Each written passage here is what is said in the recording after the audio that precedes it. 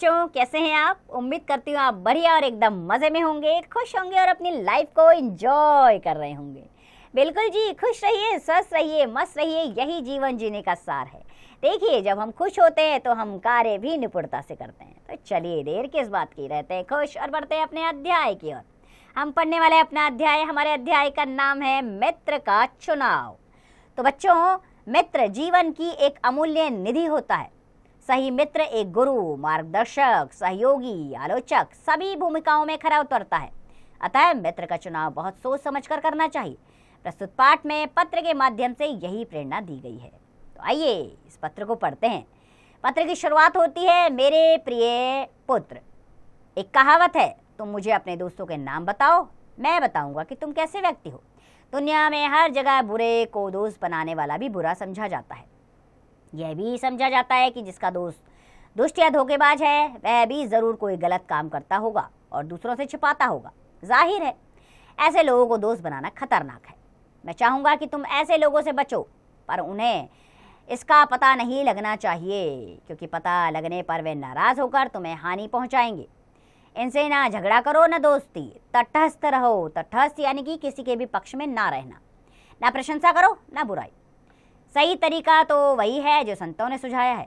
पाप से घृणा करो, पापी से नहीं। सभी से अपने को बचाकर रखो, और वह भी ऐसे कि उन्हें ना लगे कि तुम उनसे बच रहे हो। नहीं तो तुम असामाजिक यानी कि समाज से अलग, असामाजिक घोषित कर दिए जाओगे। पर खतरा बहुत अधिक सामाजिक हो जाने में भी है। जीवन में तुम्हें ऐसे लोग भी मिलेंगे जो बड़ी से बड़ी बातों पर भी चुप्पी साध लेते हैं। दूसरे वे हैं जो मामूली बातों का भी बतंगड़ यानी कि उसको बहुत ज़्यादा बढ़ा चढ़ा देना, बतंगड़ बनाकर हल्ला मचाते हैं। इन दोनों प्रकार के लोगों से बचो, वे पाखंडी है। बात को आगे बढ़ाने से पहले यह समझ लो कि तुम्हारी आयु के अधिकतर बच्चे यही समझते हैं कि स्पष्टवादी होना अच्छा है। किसी को अपना मित्र बनाने से पहले, उसे इसके लिए समझने परखने से पहले, यदि तुम इतने स्पष्टवादी हो गए हो कि उसकी कमियों की आलोचना करने लगे, तो समझो दुनिया में कोई भी तुम्हारा मित्र ना बन पाएगा। साफ गोई ठीक है, यानी कि साफ मन का रखना ठीक है, पर बहुत सावधानी चाहिए। सच्ची दोस्ती की दुहाई देने वाले तुम्हें ना जाने कितने मित्र मिलेंगे जो वास्तव में धूर्त और चालाक होंगे। उन्हें पहचानना कठिन है, पर ऐसा भी नहीं कि तुम भाप नहीं सकते। यह गुण हर व्यक्ति में होता है, तुम्हारे अंदर भी है।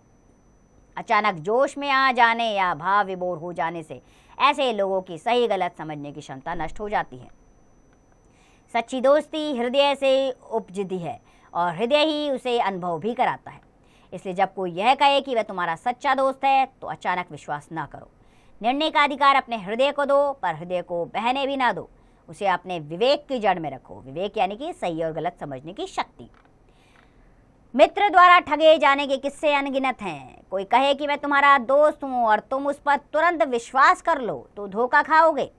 ऐसी दोस्ती जताने वाले बहुत मिलते हैं, अर्थात दोस्तों को समझना भी कठिन है। आजकल लोग चालबाजी खेलकर आपके सच्चे दोस्त बनना चाहते हैं, लेकिन आपके अंतर्मन में एक शक्ति होती है जिससे आप सही इंसान को पहचान सकते हैं। बस अपने विवेक का इस्तेमाल कीजिए और सही मित्र को पहचानें।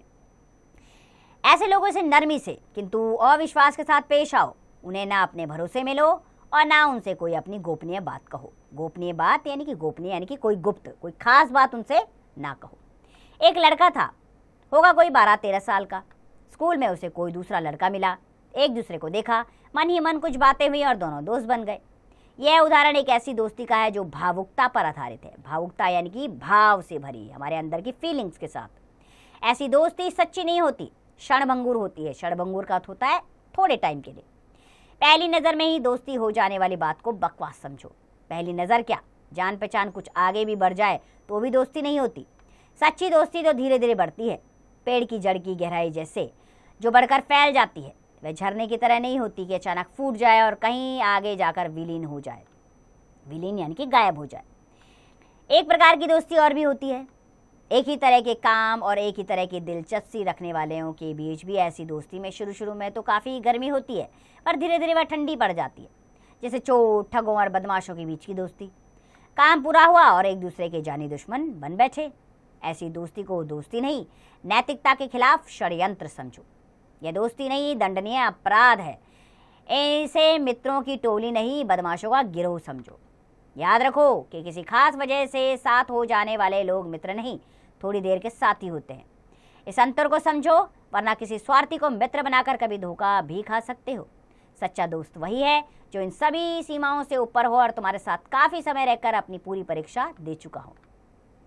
सच है कि दोस्ती अपने बराबर वालों से ही करनी चाहिए, बस इसे आधा सच मानो। बाकी आधा सच यह है कि दोस्ती अपने से बड़ों से ही करनी चाहिए।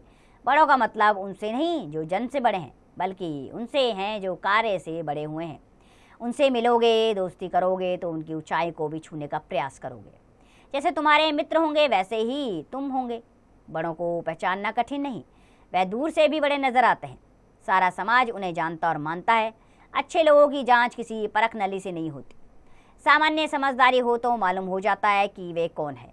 मोटे तौर पर देखो तो उनका जन्म किस परिवार में हुआ है, उनके साथी कैसे हैं, उनकी आदतें कैसी हैं, उनका चरित्र कैसा है और समाज में उनका क्या स्थान है। यह भी देखो कि उनके परिवार में भी किसी को कोई बड़ा पद, ख्याति, उपाधि या स्थान मिला है या नहीं, या किसी ने कला, विज्ञान, साहित्य या संगीत के क्षेत्र में नाम कमाया है या नहीं। ऐसे लोग मिले तो उनकी संगति कर सकते हो, अर्थात उनके साथ आप मित्रता बढ़ा सकते हो। पर याद रखो, आज संसार में ऐसे लोग भी हैं जो बहुत खराब होते हुए भी चापलूसी और ढिलाई के बल पर अच्छे लोगों में घुसे हुए हैं। अक्सर उनके ऊपर किसी बड़े आदमी की छत्र छाया भी होती है। छत्र छाया यानी किसी बड़े आदमी का हाथ होता है।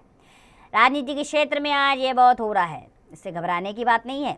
भ्रष्ट और निकम्मे लोगों की कलई खुलते कितनी देर लगती है। अच्छे लोगों के व्यवहार और बातचीत की एक अपनी शैली, अपना तौर तरीका होता है। उनका अनुसरण यानी कि उसके पीछे चलना। अनुसरण कर वैसे ही बनोगे तो अपने को भी संवारोगे और उन लोगों के बीच भी एक सजावट पैदा करोगे जिनके साथ तुम उठते बैठते हो। अच्छी संगति का मापदंड एक अच्छे समाज में बनता है। अच्छों के साथ रहोगे तो अपने आप अच्छे बनोगे।